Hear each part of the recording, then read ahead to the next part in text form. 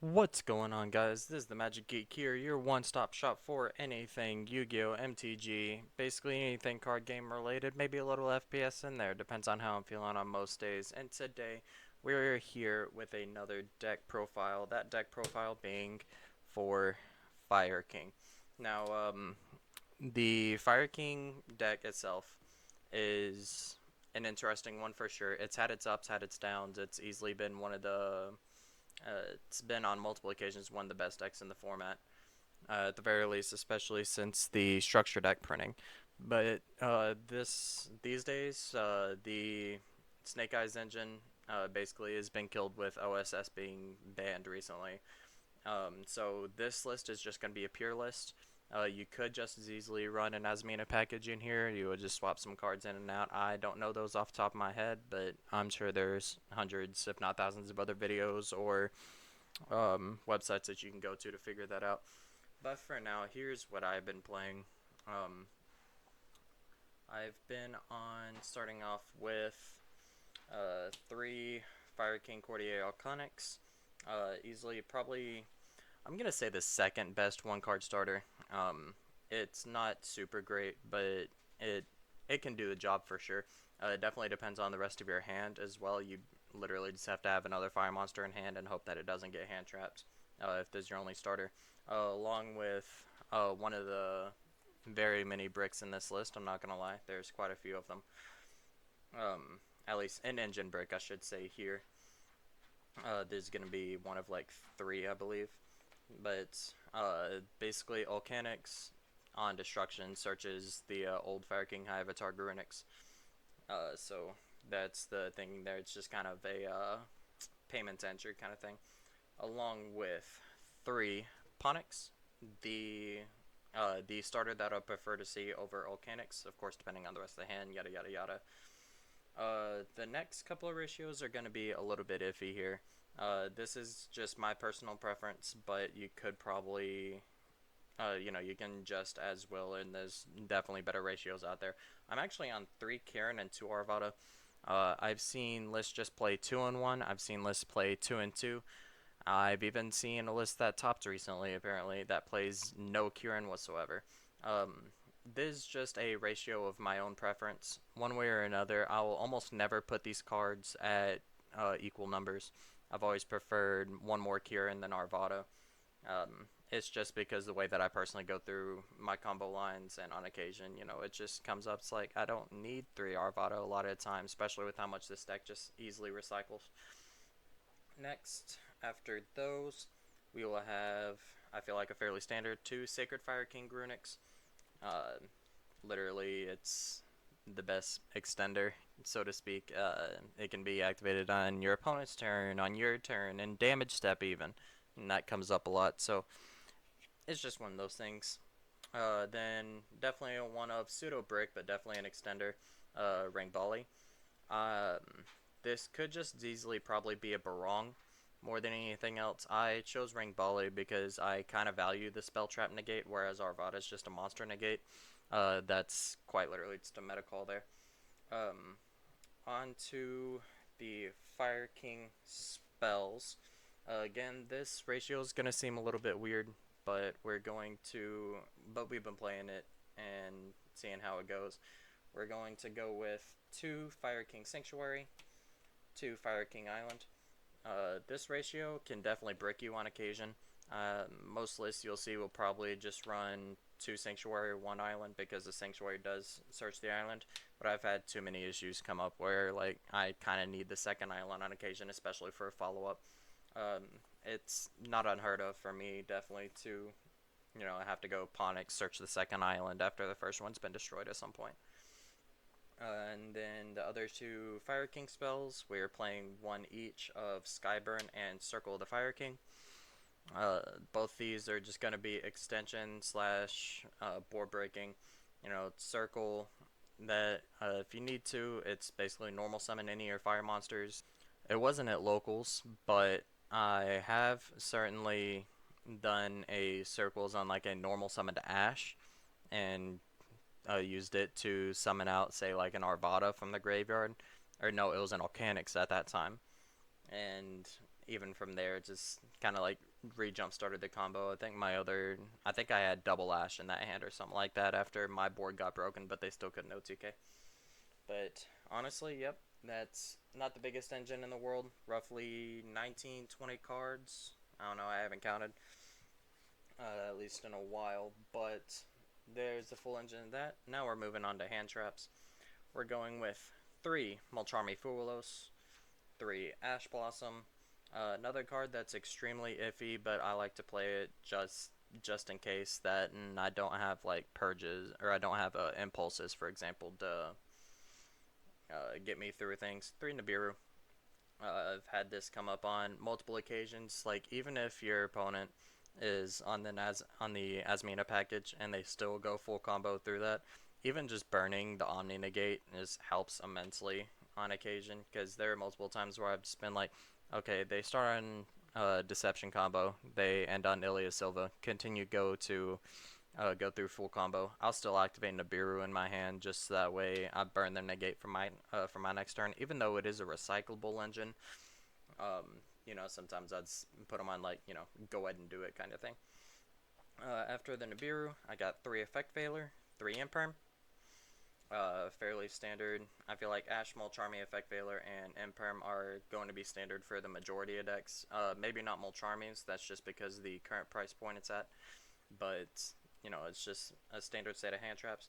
And because we are running so many hand traps, I do have 3 Crossout Designator. Helps you play through Nib a lot better, especially if you're like me and like you're not entirely like well versed with the deck, so you don't completely know how to play through Nibiru. And sometimes you honestly just kind of can't. And then the last card is going to be Called by the Grave. Fairly standard thing there. Helps you play through basically any of the aforementioned hand traps, at least any of the ones that matter. I believe there's an exactly 40 card list. Feel free for anybody to correct me on that. It might be at 41. But that's it for the main deck. On to the extra deck. With the Link ones, we have Salamangreat Almirage. We have Relinquished Anima. Just the 2 best Link ones for the deck. And the Almirage will help you in most occasions for getting or going through Sunlight Wolf if you ever go into that route. And then, it's like Sunlight Wolf, like, link off your normal summoned Volcanics, go into this, get back like a Kieran or something. If you've gone through that point. And then Anima is basically the same thing, but it's primarily only like if you have a Ponix on board. Especially considering we're not on the Snake Eye engine, you could probably not play Anima, just strictly speaking, because of the lack of level 1s besides just Ponix. Alright, now for level 2, Link 2, we're on Doolittle Chimera, Hida, Nightmare Phoenix, Salamangreat Sunlight Wolf, pretty much just the stock Fire Link 2s. Nightmare Phoenix is another personal link loot that could be just about anything else you would prefer in that slot. Yeah, that's definitely just a flex slot. I just liked it because I wanted some extra back row removal in my main deck. And then of course we have IP and SP. Now for the only Link 3 I currently play, Promethean Princess. I've considered actually changing out this Phoenix for a second Princess. It's just come up a handful of times, like for example my Princess gets banished, so I might need another Link 3 at some point, or I don't know, that one's still I gotta test around with a little bit. One of the better end board pieces, at least going first, is Ambler Whale. OTK package between Raging Phoenix and World Sea Dragon Zealantis. Then we do have 3 Xyz monsters, count them 3. We've got 2 of the big Grunix Eternity. It's a board wipe, it's back row removal if you ever need it, and it can also pump whenever it does blow up back row, all the good stuff. And then Typhon. This is, again, more of a thing of I had a flex slot. This could very well just be like Coach King Giant Trainer, for example. But I kind of just wanted Typhon for literally just the just-in-case matchups. So, yeah, and moving on to a first compared to my other deck profiles, I am showing my personal sideboard for this list purely because I actually have it together. I've got 2 Ghost Ogre. Anytime that I sideboard hand traps or play hand traps in general, especially if I'm on crossout, I always prefer like no less than two. I get like just having the one of for a crossout target, but I've always preferred like, especially if it's a good hand trap like Ghost Ogre, you have one to use, one to cross out.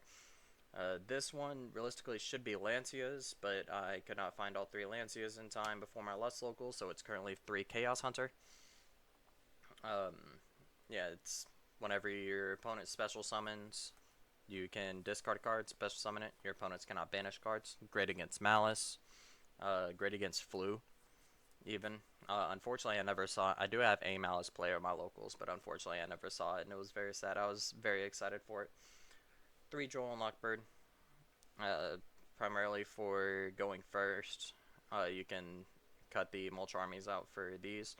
The next few slots are definitely, or the last 7 slots in the side deck are definitely something that I poured over. And by poured over, I mean like me and a friend of mine at locals took like 20 minutes talking about it roughly, going back and forth on it. But I'm playing a thrust package, so I'm playing 3 thrust, 1 harpies, 1 lightning storm, and 1 D barrier. These, of course, could be anything of your choice. It was just one of those things of I wanted something to play in these slots that weren't just 3 cosmics and 1 harpies, and I really did want to play lightning storm, but I couldn't quite find the room for it. D barrier was just going to be a no-brainer, especially at my locals. I've got quite a few Fiendsmith players at the very least, so I was like, how can I fit in all these with D barrier? And then my friend and I talked it over, just making it a thrust package for the sideboard. And then the last card is a card that I mentioned earlier, Coach King Giant Trainer. Great card for time. The one time it actually would have come up for me, my hand wasn't the greatest, so I couldn't even get the 3 bodies on board to make the Giant Trainer, so it was kind of unfortunate. But yeah, it's great for time, draws you cards, all the good stuff.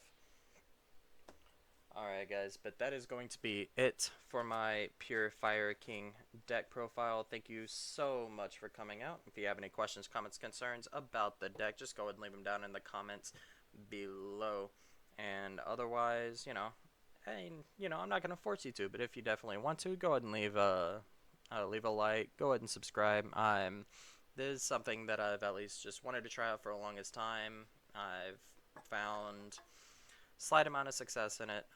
I'm going to shout out my boy here, Metagames GX, just strictly because like he didn't directly convince me to finally start doing the YouTube thing, but it's like watching him have fun and play the games and actually be passionate about what he does. It finally made me like bite the bullet, and I was like, I kind of just want to do the thing, so I did the thing. But again, guys, go ahead and check him out if you haven't already. He's a great branded player recently. He's been putting out content for Ryzeal as well. But, yep, again, thank you guys so much for coming out, and I'll catch you guys on the flip side.